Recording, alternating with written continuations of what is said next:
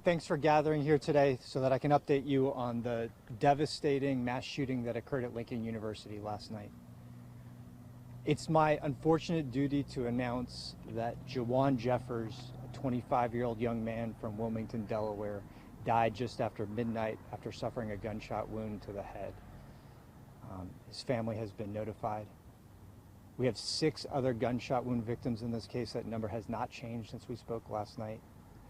One of the gunshot victims is a current student at Lincoln University. One is an alum. The rest of their affiliation is not direct with the university at this time. All of those victims are expected to survive. They all are in the same age range, 20 to 25 years old. We're not going to give individual updates about their status, but again, I'm going to reiterate, those 6 gunshot victims are all currently expected to survive.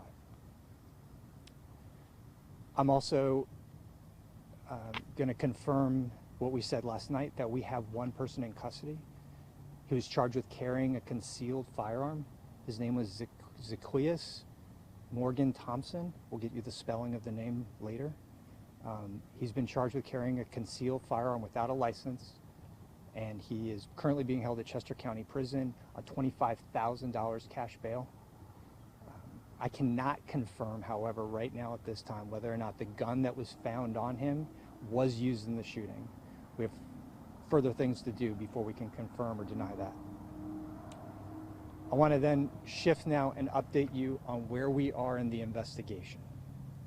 So investigators now are operating under the strong belief that there were multiple shooters at this event.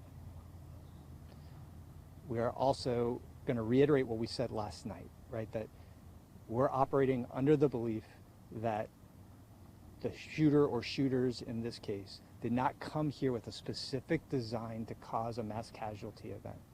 We believe they would have operated differently. And so we're treating this as a shooting that broke out in the middle of homecoming weekend. The other thing I want to update you on is what the team has been doing today. This is still a large and very active crime scene.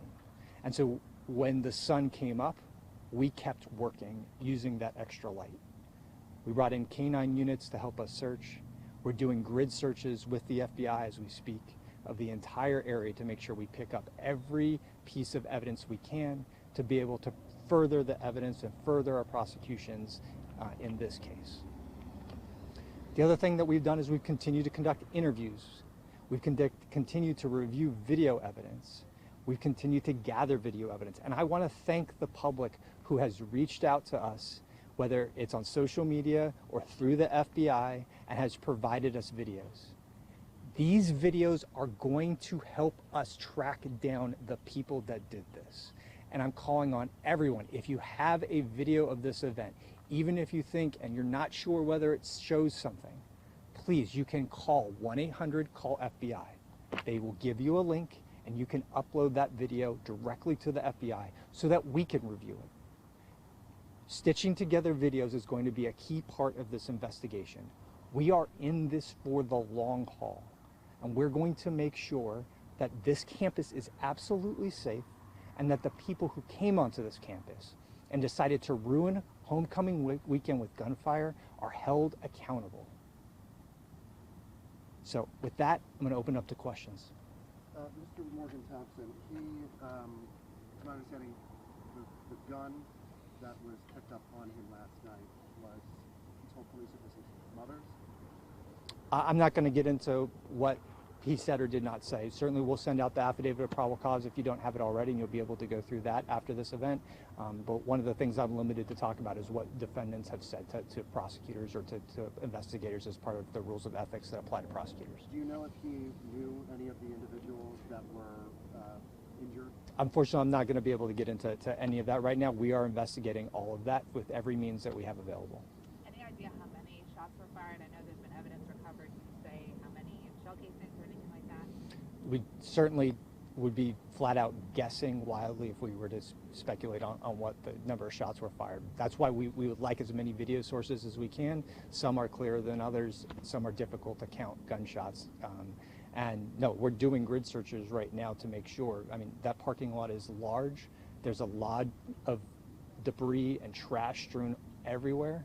And so we're working through that to make sure that we can get a proper count of shell casings recovered. Did it start with a physical fight first? We're still looking into all of that. That's why we need the public to come forward, right? We need people who saw something to say something. And I know we talk about that time and time again, but it is incredibly critical in this case because this was just a jam-packed event. And once shootings started happening, it was chaos. And so little snippets, little things people saw can add up to a lot if we have people come in and talk to us. And so that's what I'm asking the public to do. The person with the concealed weapon that you have, any evidence that he was one of the shooters? We're looking into that right now. We've been working on ballistic testing all day. We will work on figuring out what those results are as soon as we can confirm everything. You talked about the jam-packed event. Was this planned to be big and was otherwise peaceful and no issues until this shooting broke out, or was that already kind of getting out of control with that many people there?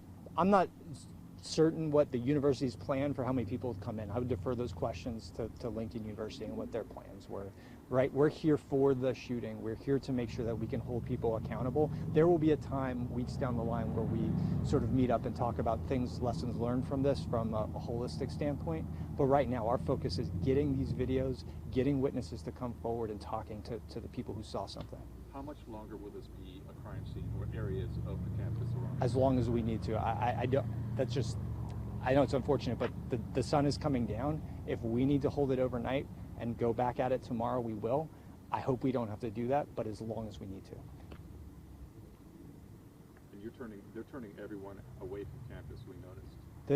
There's an announcement that we sent out that the university had put out, but we sent it to you about an hour ago, I want to say, that school is closed tomorrow. There's going to be an event here tomorrow at noon for the students and for the community. And there's services being offered to the students. Those details are in that letter. I would ask that you share that out as much as you can, right? The part of healing is an important part of the process. Everyone on campus is a victim in this. And so, and safety is obviously really important, but right now we don't see a clear threat to the campus. We are working on a crime scene right now and trying to work backwards. Do you know approximately how many people were gathered for the event? I don't. I mean, we've seen clips of video where it is a jam-packed post-football games tailgate style party, right? And that parking lot is packed. All right, I want to thank everyone for coming today. As we have updates, we will continue to put information out on the investigative side. Thank you.